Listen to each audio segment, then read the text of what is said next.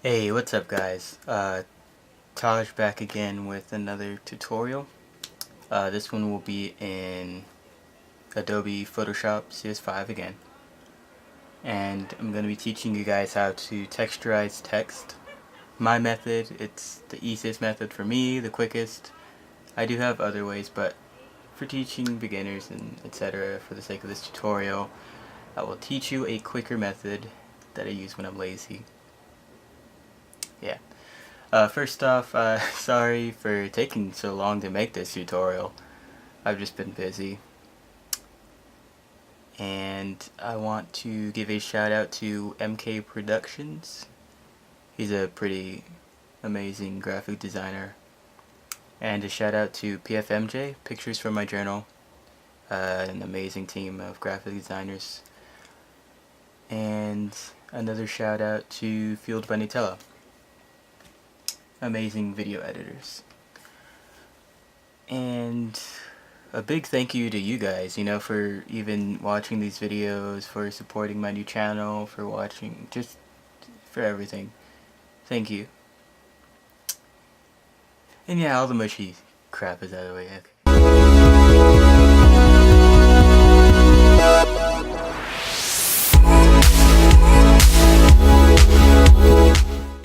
Alright, so first off we're gonna open Photoshop. First I'm going to show you guys a before and after of what you're going to be learning.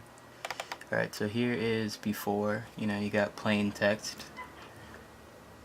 And then here is after texturized. Now this method can be used for like other things if you want to like texturize a vectorized graphic or just texturizing anything really. I mean, it doesn't have to be used for text.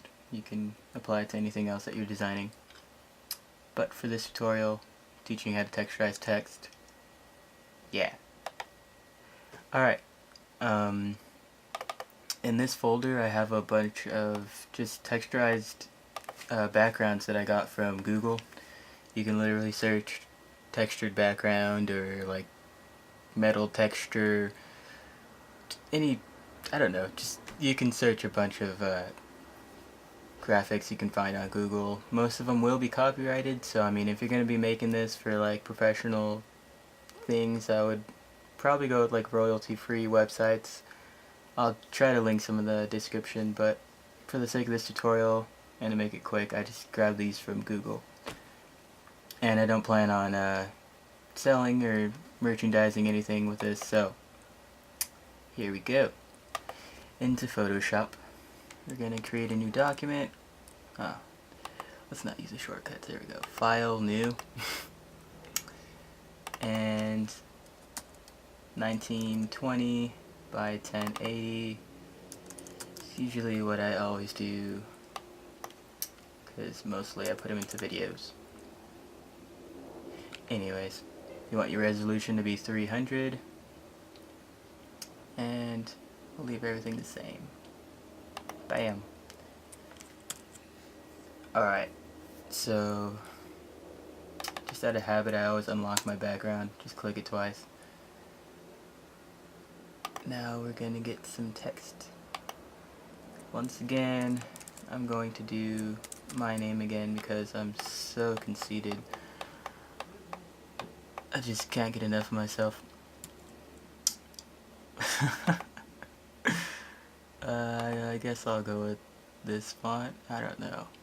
I want to be quick at this again. Blah. Yeah, we'll go with the same one as last time. If you didn't see my other tutorial, feel free to check that out. It's also on the channel. And that taught you how to make basic 3D text. I kind of use that method in this tutorial as well. Alright, so to start off, I type my text in. And then right away I right click it. And then I rasterize the type.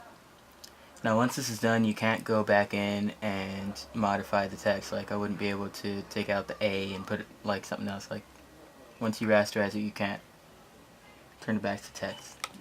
And then by habit, I always duplicate my layer and then just throw it under the background, because I mean, if I make a mistake, I could just go back to the I don't know. I just, by habit, I do it.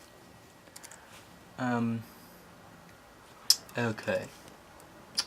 Now the first texture I want on this is going to be sort of like a mesh type of metal.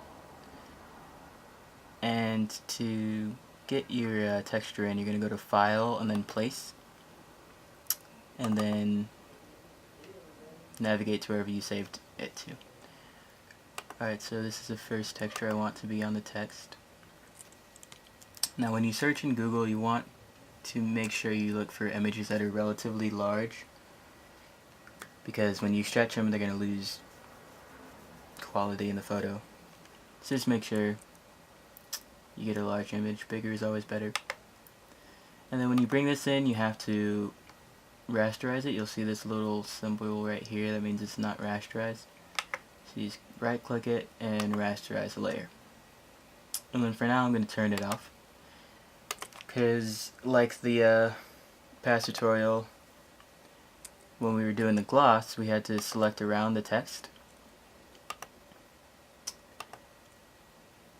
What I did there was I just went up to here to my magic wand tool, bow, and then I just clicked around the text, and then to get the hollow parts of the text I hold shift and click inside of the text, and then that grabs around the whole text. And then now I go back to this metal layer, select it, turn it on, and I just hit backspace, and that deletes all of the excess of the mesh texture that we don't want. And now I want sort of like an outlining texture on it. So what I do is I just put a stroke on the text and size it up to about the size that I want it. Then I click OK, and then I right click it, convert it to a smart object, and then right click it again, and then rasterize it. Now what that does is it locks the effect onto the text, because if I were to just put the texture again, it wouldn't go onto the stroke, it would just remain on the text. So now when I select around this text, it's also grabbing the stroke that we added on there. Alright, so I'm going to add my other texture that I want on the stroke. I'm going to go with this scratched metal type texture. And obviously I didn't look at the size on this one, so I'm just going to size it up. What I'm doing is holding shift and then just dragging from that corner. And when you hold shift, it just keeps the dimension of the photo and it doesn't skew it and make it all weird. Like if I weren't to, no, let me get it. If I weren't to hold shift, let me just show you, because I want you guys to learn the do's and don'ts. Now if I were to just drag this and, you know, move it, you can see that it's like losing quality and it's just looking really ugly and skewed. So when you hold shift, that doesn't happen. It stays proportioned and it looks pretty. Alright, so again you're going to have to rasterize this. Go back to my text and going to select around it and click inside to grab the hollow points. I'm not even sure if that's what it's called, but that's what I call it, so bear with me on that. And then delete the excess. What the freaking higgity smelly pig. I selected too much. There we go. Higgity smelly pig. Wow. Damn it, I didn't select the O. Lamb. Okay. Sorry about that. Alright, so now we got a pretty cool looking texturized text. What else did I do in that? Oh, I put a, okay. And then I put a drop shadow, that's what I did. Sorry, I had to remember what I did. I made my stroke texture a little bit 3D with that same method that we learned in the past tutorial. If you didn't check that out, check it out now. Look at me promoting. I know I suck, whatever.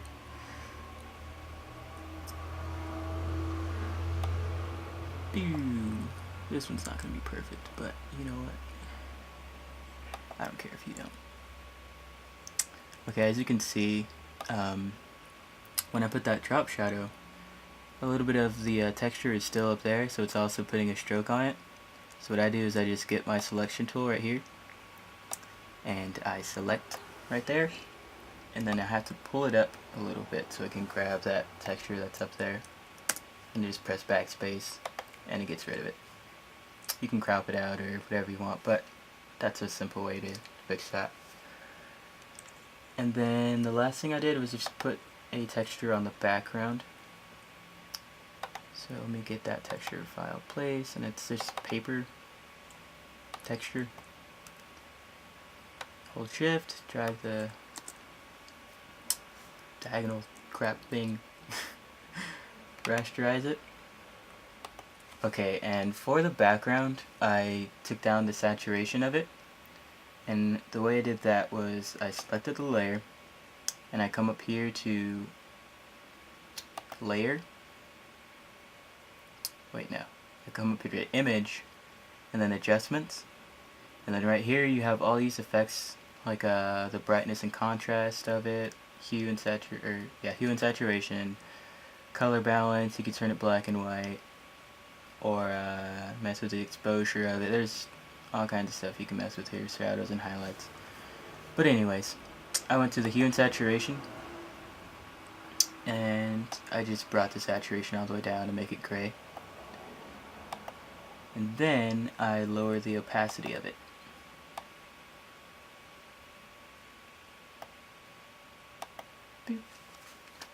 That is pretty much it on how to simply texturize text. Obviously there's a lot more you can do with this method. You can get pretty complex with this. Add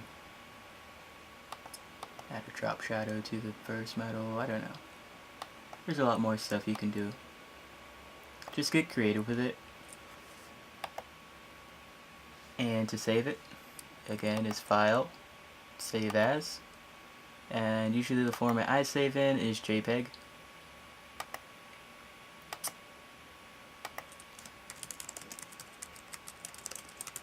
Bam, Taj tutorial image, save it. And I will save this at maximum quality because YOLO, that is why. Okay. Bam. Here is our final image that we just created because we are freaking so awesome. Thank you for watching this tutorial. I hope you learned something from this. Sorry if I didn't word anything correctly. Feel free to leave questions in the description on something else you want more information on.